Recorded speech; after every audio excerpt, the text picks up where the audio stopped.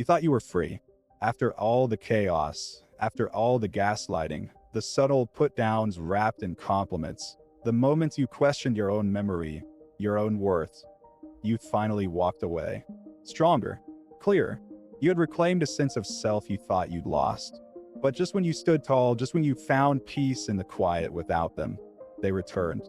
Not with flowers, not with rage, but with something colder, calculated. A move so sinister, you almost didn't see it. That's the trap.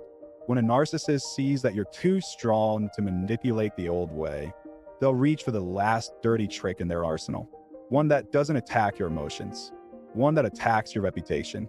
You see, power, true inner strength, is intolerable to someone who thrives on control. When you were still unsure, still trying to explain yourself, still seeking fairness, you were useful. You fed their need to feel superior. But now, you're dangerous. Because someone who sees clearly is someone they can no longer confuse. So instead of attacking you directly, they try something much more insidious. They rewrite your story before you can tell it yourself. They'll whisper into the ears of people you both know. Just enough lies to raise an eyebrow. Just enough truth twisted sideways to seem believable. They might say you're unstable, obsessed, vindictive, even abusive. Not with rage, but with faux concern. The kind of manipulation that paints them as the mature one. The peacemaker, while planting seeds of doubt about you. And Carl Jung warned us about this exact shadow. He said, the brighter the light, the darker the shadow. You've grown stronger, wiser, but in doing so, you've illuminated the darkness in them. And darkness despises being seen. What hurts most isn't even what they say. It's that people might believe it. People you thought understood you. Friends who once cheered for you, now pull away subtly. Cool texts, long silences, polite but distant, and you're left wondering, am I crazy for noticing this? No, you're not crazy. You're in the aftermath of psychological warfare, disguised as concern, cloaked in charm, executed with surgical precision. You may feel the urge to defend yourselves, to explain, to tell your side to every mutual friend, every family member, everyone who might have heard the lies. But that's what they want. Not the defense itself, but your descent back into the web. Because in your defense, you're pulled back into their narrative. They know that if they can't control your mind, they can control how others see you. And by forcing you to respond, they make you look like the very thing they claimed you were: unstable, obsessive, dramatic. It's a cruel strategy, but it's not new. Jung called it the projection of the shadow. What they cannot accept in themselves, they will assign to others. If they're deceptive, they will accuse you of lying. If they're manipulative, they will call you controlling. And the most dangerous part, they believe it. Their ego cannot tolerate the truth, so it manufactures a fiction that justifies everything.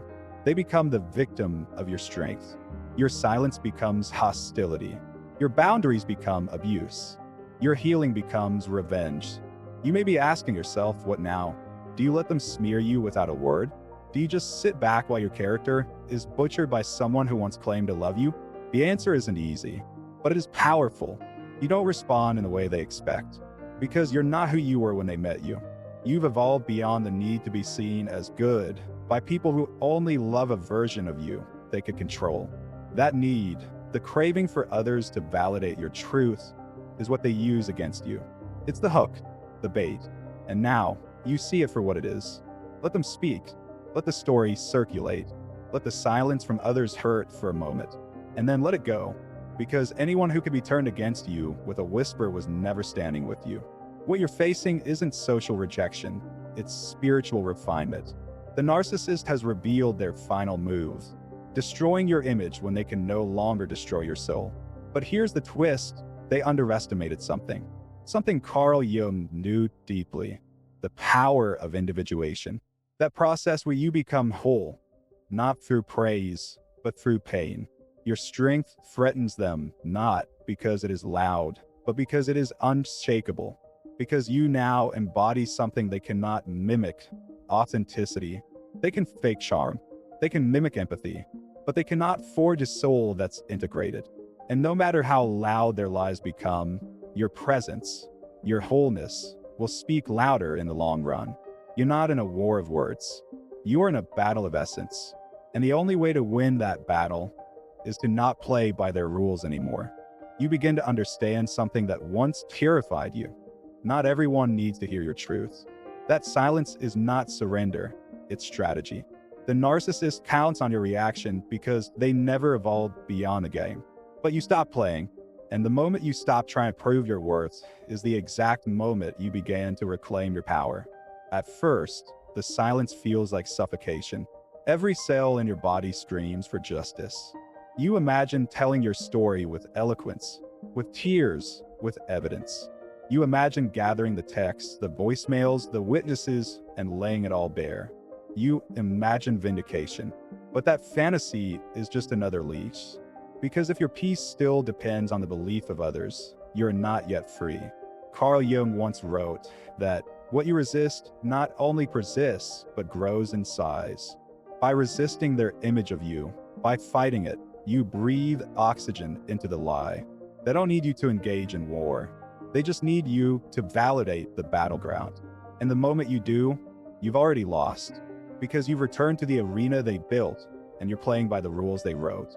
But now you do something they never expected. You detach, not with bitterness, but with clarity. You stop seeking closure from the person who created the wound. You stop explaining yourself to those who prefer the comfort of gossip over the discomfort of truth. You stop performing for approval. And in that stillness, in that terrifying freedom, something shifts. People begin to notice that you're not unraveling. You're not ranting. You're not playing the victim. You're simply becoming. You become a thing they try to convince others you can never be. Grounded, calm, radiant with quiet power. The people who were swayed by their narrative, let them go. Because if someone's loyalty could be undone by a whisper, they were never equipped to walk beside your truth anyway. You're not here to be understood by everyone. You are here to be aligned with yourselves. Still, there will be days when you're haunted by what they said about you.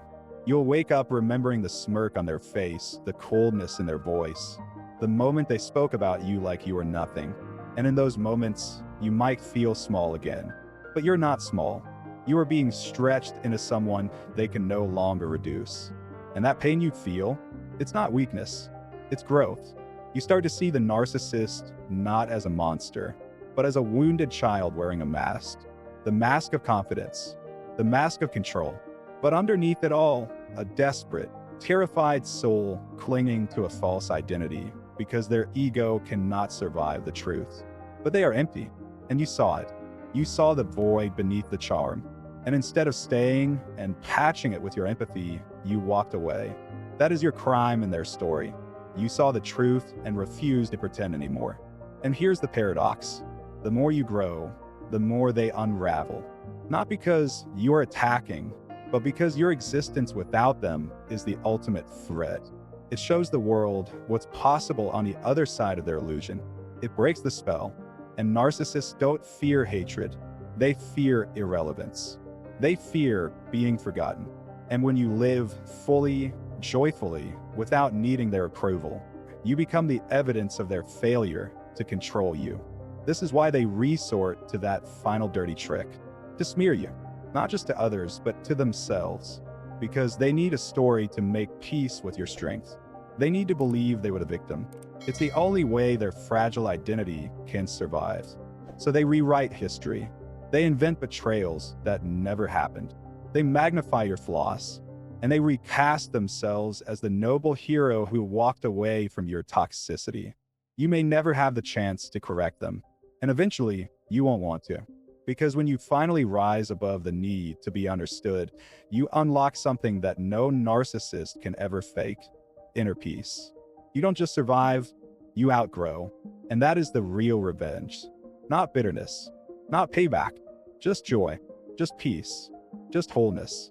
Jung believed that wholeness doesn't come from perfection, it comes from integration. You've seen your own darkness. You've seen your own neediness, your own triggers, your own wounds, and you've chosen to heal them instead of hiding them. That makes you dangerous, not because you harm others, but because you cannot be seduced by illusions anymore. You cannot be manipulated by empty praise. You cannot be controlled by shame. So if you're still hurting, let yourself grieve. Grieve not just the person, but the version of yourself who tolerated so much to be loved. Mourn her, thank her, and then release her. Because the person you're becoming has no interest in begging for crumbs at tables that feed on illusions. You're building a different life now. A life that no longer requires you to shrink in order to fit into someone else's fantasy. And when the echoes of their words return, and they will, remind yourself of this. Their story about you is not your responsibility. Your healing is not their concern. And your truth does not need their permission to exist. You were never too emotional, never too much, never too broken. You were just too awake for someone who needed you to sleep through your own power. And now you're standing at a threshold, not just away from them, but towards something deeper. A place where power isn't about domination, but about presence. Where healing isn't about never being hurt again, but about no longer living from a wound. You've crossed the invisible line between being someone who reacts and someone who responds from awareness. And that's where the narcissist can no longer follow. Because in truth, they were never afraid of your flaws. They were afraid of your clarity, your refusal to stay confused, your refusal to need them as a mirror. And now that you've stopped mirroring their delusions, the reflection they see is unbearable. It exposes them. Your silence becomes their torment, not because it punishes them, but because it reveals what they can't control. It confirms that their tactics, once so effective, now echo into emptiness. They will keep trying. A sudden message pretending to be kind. A subtle reminder of shared memories. A post on social media designed to provoke. But now you see it differently. You no longer interpret their attempts as signs of your value. You don't take the bait. Because once you've seen the pattern, you can never unsee it. It's not love. It never was. It was always performance, transaction, manipulation wrapped in a costume of affection. Carl Jung taught that until you make the unconscious conscious, it will direct your lives, and you will call it fate. That's what this has been, your initiation. You thought you were being broken, but in truth, you were being brought into consciousness. Every lie, every smear, every discard forced you to confront something in yourself. A wound you hadn't named, a need you hadn't questioned. And now, you've named it, you questioned it, and you started to rewrite the script. But here's the final trap, the one most don't see coming.